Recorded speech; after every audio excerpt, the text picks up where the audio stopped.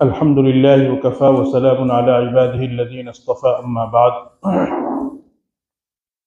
अऊज़ु बिल्लाहि मिनश शैतानिर रजीम बिस्मिल्लाहिर रहमानिर रहीम। अम हसिबतुम अन तदखुलुल जन्नता वलम्मा यअतिकुम मसलुल लज़ीना खलौ मिन क़ब्लिकुम मस्सतहुमुल बअसाउ वज़्ज़र्राउ वज़ुलज़िलू हत्ता यक़ूलर रसूल वल्लज़ीना आमनू मअहु मता नस्रुल्लाह अला इन्न नस्रल्लाहि क़रीब। वक़ाल अन्नबिय्यु सल्लल्लाहु तबारक व तआला अलैहि वसल्लम लक़द उख़िफ़्तु फ़िल्लाहि वमा युख़ाफ़ु अहदुन वलक़द उज़ीतु फ़िल्लाहि वमा युज़ा अहदुन। वक़ाल अन्नबिय्यु सल्लल्लाहु तआला अलैहि वसल्लम अशद्दु बलाअन अल अंबिया सुम्मा अल अमसल फ़ल अमसल औ कमा क़ाल अलैहि सलातु वस्सलाम। मेरे मोहतरम बुज़ुर्गों और दोस्तों, कुरान करीम की एक आयत करीमा और आकाए नामदार ताजदार मदीना सरकार दो आलम सय्यदुल अंबिया इमामुल अंबिया खातमुल अंबिया जनाब मुहम्मदुर रसूलुल्लाह सल्लल्लाहु अलैहि वसल्लम की दो हदीस मुबारका मैंने आप हज़रात के सामने तिलावत की है। कुरान करीम की जिस आयत की मैंने आपके सामने तिलावत की है वो सूरह बकरा की एक आयत है।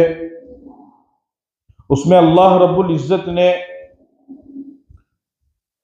ईमान वालों को, मुसलमानों को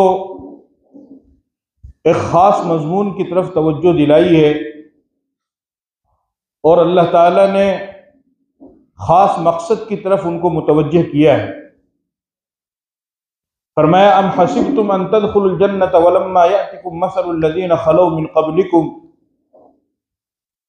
कि ए ईमान वालों, ए कलिमा पढ़ने वालों, ए मुसलमानों, तुम्हारा क्या ख्याल है कि तुम जन्नत में यूं ही इतनी आसानी से दाखिल हो जाओगे? उसके लिए तुम्हें कोई मेहनत नहीं करनी पड़ेगी, मशक्क़त नहीं उठानी पड़ेगी, जद्दोजहद नहीं करनी पड़ेगी, मुजाहदा नहीं करना पड़ेगा, हालात से नहीं गुजरना पड़ेगा, आफतों और मुसीबतों का सामना नहीं करना पड़ेगा। तुम्हारा क्या ख्याल है कि जिस जन्नत को मैंने इतनी नियामतों से नवाजा, बनाया, संवारा, सजाया और उस जन्नत में हर तरह की नियामतें मैंने तुम्हारे लिए मुहैया की है,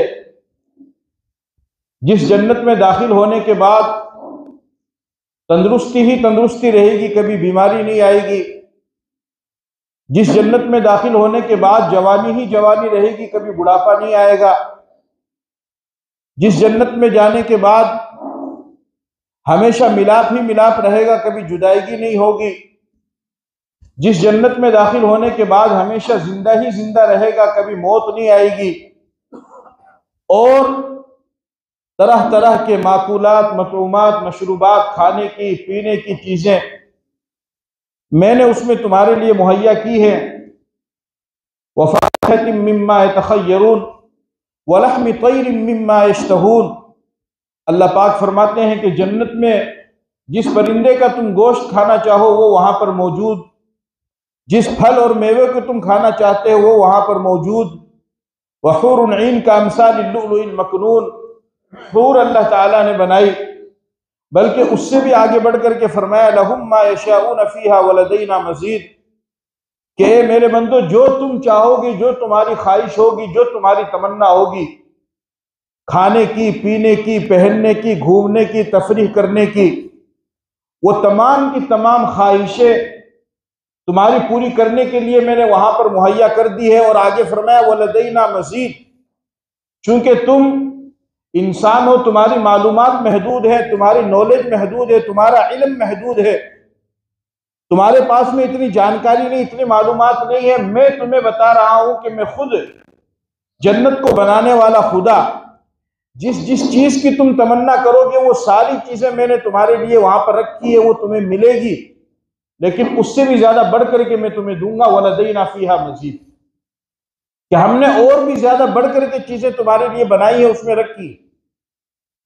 अब जाहिर सी बात है कि इतनी बड़ी जन्नत के जिसको अल्लाह ने बनाया अपने हुक्म से, अल्लाह ने बनाया अपनी निगरानी में, जिसमें हर तरह की नेमतें अल्लाह ने मुहैया की, और जिसकी दुआ के बारे में बतलाया, और पैगंबर ने, सहाबा ने जिसके लिए दुआएं मांगी, अल्लाहुम्मा इन्ना नसअलुकल जन्नह व नऊज़ु बिका मिनन नार, के अल्लाह हम आपसे जन्नत का सवाल करते हैं और दोज़ख से पनाह मांगते हैं।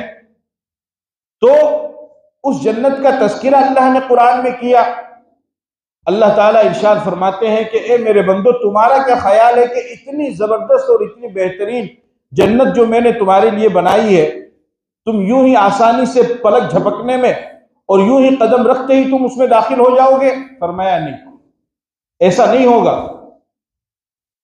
वलम्मा यअतिकुम मसलुल लज़ीना खलौ मिन क़ब्लिकुम, जब तक कि तुमसे पहले जो ईमान वाले गुजरे हैं, तुमसे पहले जो कलीमा पढ़ने वाले गुजरे हैं, तुमसे पहले जो साहिबे ईमान गुजरे हैं, जो अहले इस्लाम गुजरे हैं, उनके ऊपर जो हालात आए, इस्लाम की वजह से, कलीमे की वजह से, अल्लाह के अहकाम पर अमल पैरा होने की वजह से, तौहीद की वजह से, सुन्नत की वजह से, शरीयत की वजह से, और उन्होंने उन तमाम अहवाल को खंदा पेशानी से कबूल किया, उन तमाम तकलीफों को उन्होंने हंसकर मुस्कुराकर अल्लाह की रजा के लिए बर्दाश्त किया, तो जिस तरीके से वो इन तमाम पुरखार वादियों से गुजरे और इन परेशानियों को उन्होंने झेला, तुम्हारे ऊपर भी वही हालात आएंगे और तुमको भी उन्हीं परेशानियों को झेलना पड़ेगा। कितनी परेशानियां, कितनी तकलीफें उनके ऊपर आई? फरमाया मस्सतहुमुल बअसाउ वज़्ज़र्राउ वज़ुल्ज़िलू हत्ता यक़ूल अर्रसूलु वल्लज़ीना आमनू मअहू मता नस्रुल्लाह।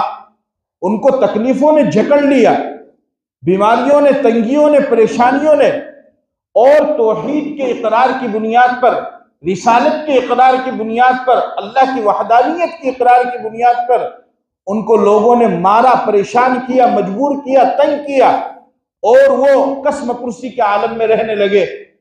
यहां तक कि इतना उनको टार्चर किया गया, इतना उनको टार्चर किया गया, और इतनी उनको तकलीफ दी गई, इतना उनको सताया गया कि जो नबी अल्लाह की जात पर सबसे ज्यादा ईमान रखने वाला होता है, कि जो नबी इंसानियत में अल्लाह की जात पर सबसे ज्यादा यकीन रखने वाला होता है, कि जो नबी इंसानों में अल्लाह की जात पर, अल्लाह की मदद पर सबसे ज्यादा यकीन रखने वाला होता है, अल्लाह की नुसरत को मानने वाला होता है, उन हालात को, उन परेशानियों को, उन तंगियों को देख करके वो नबी भी कहने लगे मता नसरुल्लाह, ए अल्लाह तेरी मदद कब आएगी? यानी इतने सख्त हालात उनके ऊपर आए। आगे अल्लाह ने फरमाया अला इन्ना नसरुल्लाहि करीब, कि तुम्हें घबराने की जरूरत नहीं है, अल्लाह की मदद बिल्कुल करीब में ही आने वाली है। चुनांचे आप तारीख को पढ़िए, आप सीरत को पढ़िए, हजरत नूह अलैहिस्सलाम को उनकी कौम मारा करती थी। नूह अलैहिस्सलाम का कोई जुर्म नहीं था, सिर्फ एक बात कही, या कौम अब्दुल्लाह मा लकुम मिन इलाहिन गैरु, कि ए मेरी कौम, ये जो तुमने अपने अपने तौर पर माबूद बना रखे हैं, किसी ने पत्थर को, किसी ने शजर को, किसी ने हजर को, किसी ने चांद को, किसी ने सूरज को, किसी ने किसको, किसी ने किसको, ये इबादत के लायक नहीं है। इबादत के लायक तो सिर्फ और सिर्फ एक अल्लाह की जात है, उसके अलावा कोई नहीं है। उस अल्लाह की इबादत करो। सिर्फ ये कहना था कि लोग उनके दुश्मन हो गए, और इस कदर मारते थे कि पत्थरों से हजरत नूह अलैहिस्सलाम को उनकी कौम मारा करती। इब्राहिम अलैहिस्सलाम का जमाना आया, उन्होंने अपने माँ बाप को समझाया, अपनी कौम को समझाया। वक्त का बादशाह नमरूद, वो भी ईमान को नहीं मानने वाला है। इब्राहिम अलैहिस्सलाम ने फरमाया लिम तअबुदु मा ला यस्मअ वला युबसिरु वला युगनी अन्का शैया, क्या अब्बाजान आप ऐसी चीज की इबादत करते हैं कि जो ना तो सुन सकती है, ना देख सकती है, ना आपके किसी काम में आ सकती है, इससे आपको क्या मिलेगा? तो बजाय इसके कि वो उनकी बात को मानते, उन्होंने फैसला कर लिया हर्रिकूहु वंसुरु आलिहतकुम इन कुंतुम फाइलिन, कि अगर तुम अपने माबूदा ने बातिला की परस्तिश करना चाहते हो और ये जो इब्राहिम नामी शख्स आया है इसको तुम सजा दे करके उनको खुश करना चाहते हो, तो उसका एक ही तरीका है कि इसको बेहतरीन सजा दो, जबरदस्त किस्म की इबरतनाक सजा दो, और वो सजा ये है कि इस इब्राहिम को आग में डाल दो। इब्राहिम अलैहिस्सलाम को आग में डाला गया, वक्त के पैगंबर को आग में डाला गया। आज हम में से, आप में से किसी को दीन की खातिर, इस्लाम की खातिर आग में नहीं डाला गया है, लेकिन वक्त के नबी को आग में डाला जा रहा है। अल्लाह ने फरमाया या नार कूनी बरदम व सलामन अला इब्राहिम, कि आग तुझे इब्राहिम पर सलामती और ठंडी वाली बन जाना है, जर्रा बराबर भी मेरे इब्राहिम को नुकसान नहीं होना चाहिए। वहु अला कुल्लि शैइन कदीर, इसलिए कि हर चीज में तासीर पैदा करने वाला कौन है? अल्लाह है, आग नहीं।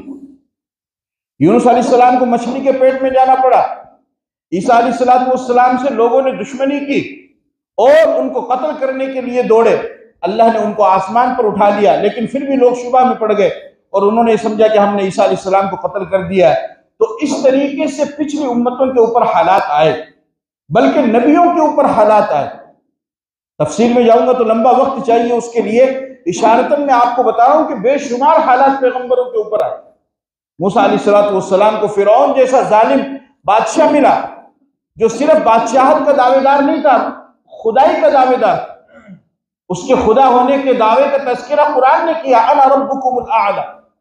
कि फिरौन कहता था कि मैं सिर्फ तुम्हारा बादशाह नहीं, तुम्हारा सुल्तान नहीं हूं, बल्कि मैं तो तुम्हारा सबसे बड़ा परवरदिगार रब हूं, तुम्हारा सबसे बड़ा परवर, यानी तुमको मैं पालने वाला हूं।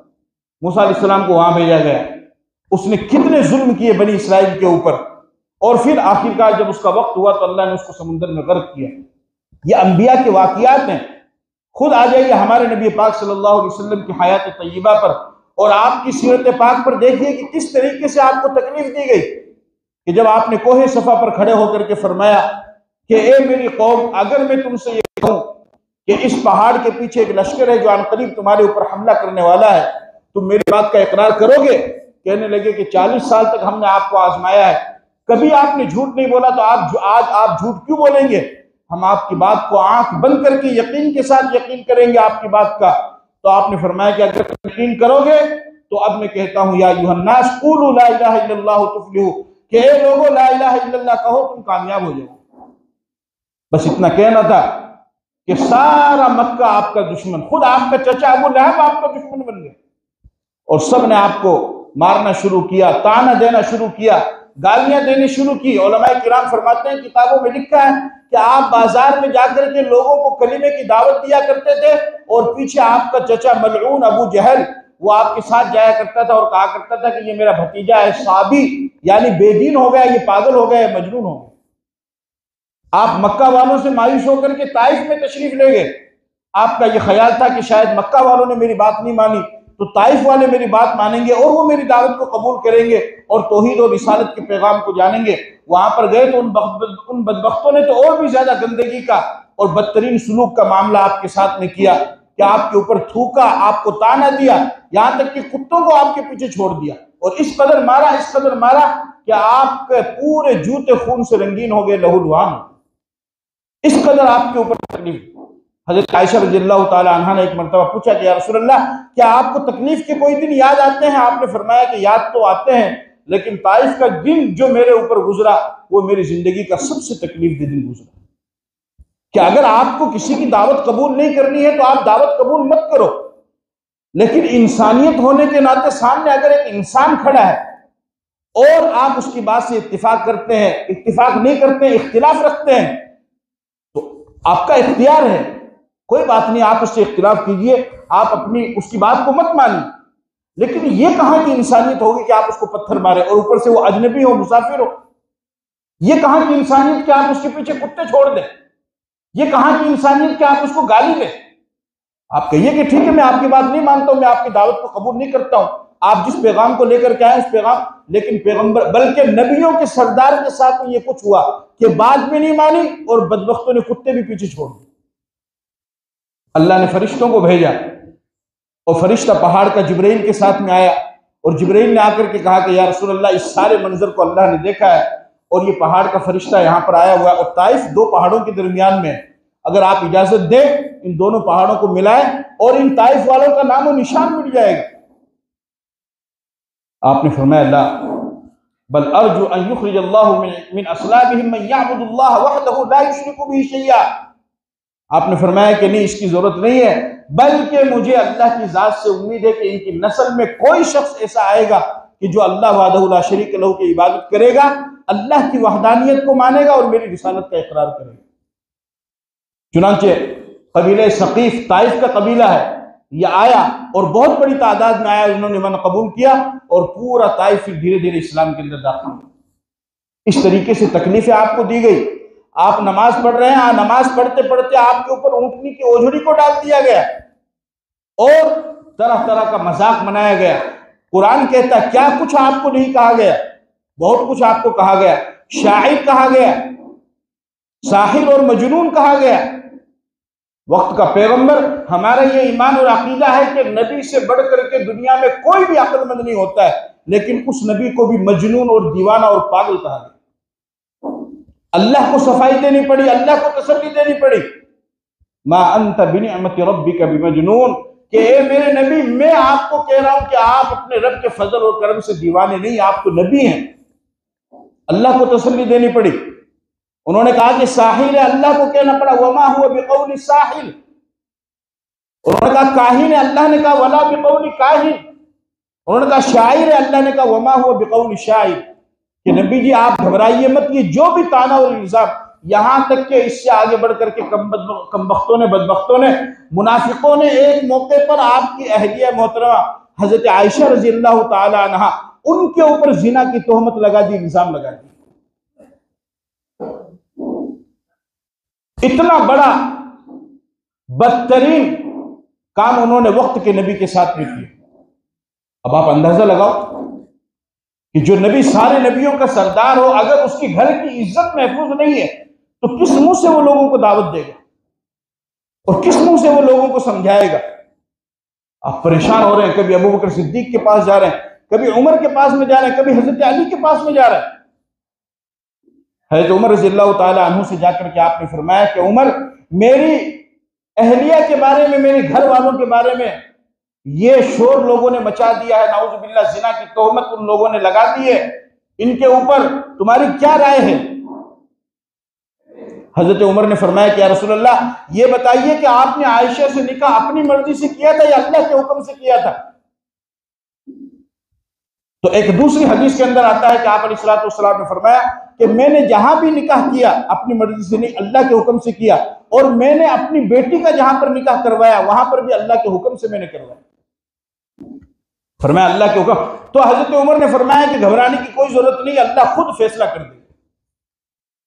आप परेशान हो गए, मिंबर पर आकर के आप खड़े हुए और आपने कहा कि लोगों, मेरे घर वालों के बारे में लोग इस तरीके से बातें कर रहे हैं, मैं क्या करूं, मुझे बताओ। हजरत अली के पास में गए तो हजरत अली ने फरमाया कि या रसूल अल्लाह, आपके पास औरतों की कमी, आप दूसरी शादी कर लीजिए। इतना आप परेशान हुए कि लोगों के पास, फिर अल्लाह ताला को रहम आया और अल्लाह ने सूरह नूर नाजिल फरमाई और हजरत आयशा के बारे में पूरे 2 रुकू अल्लाह ने कुरान में 18वें पारे में नाजिल फरमाए, इन्नल्लज़ीना जाऊ बिल इफ्क उसबतुम मिनकुम ला तहसबूहु शर्रन लकुम। और आगे जाकर के फिर अल्लाह ने फरमाया सुबहानका हाज़ा बुहतानुन अज़ीम, कि ए दुनिया के लोगों, कान खोल करके सुन लो, मेरे नबी की बीवी आयशा के ऊपर सरासर झूठा इल्जाम और बोहतान लगाया जा रहा है, ये बिल्कुल पाक और साफ है, किसी तरह का कोई गुनाह इसने नहीं किया। ऐसे हालात पैगंबरों के ऊपर आए, इसीलिए तो आपने इरशाद फरमाया लक़द उख़िफ़्तु फ़िल्लाहि वमा युख़ाफ़ु अहदुन व लक़द उज़ीतु फ़िल्लाहि वमा युज़ा अहदुन, कि अल्लाह के रास्ते में जितना मुझे डराया गया उतना किसी को नहीं डराया गया। और आगे फरमाया कि अल्लाह के रास्ते में जितनी मुझे तकलीफ दी गई उतनी किसी को भी तकलीफ नहीं दी गई। और फिर आपने ये भी फरमाया अशद्दु बलाअन अल अंबिया सुम्मा अल अमसल अमसल, कि सबसे ज्यादा अल्लाह के रास्ते में तकलीफ नबियों को दी जाती है, उसके बाद में जो उनके करीब होते हैं यानी सहाबा, ताबीन, तबे ताबीन, अकाबरीन, उलमा, उनको जितने दीन पर चलने वाले होते हैं उनके ऊपर हालात आते हैं।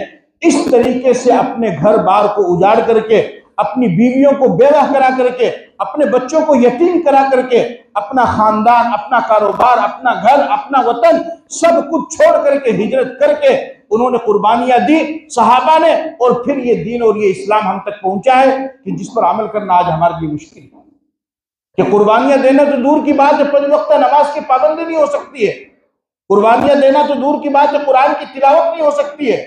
कुर्बानियां देना तो दूर की बात है, अल्लाह का जिक्र नहीं हो सकता है। कुर्बानियां देना तो दूर की बात है, उलमा की सोहबत में नसीब नहीं होता है। कुर्बानियां देना तो दूर की बात है, तस्बीह पढ़ना नसीब नहीं होता है।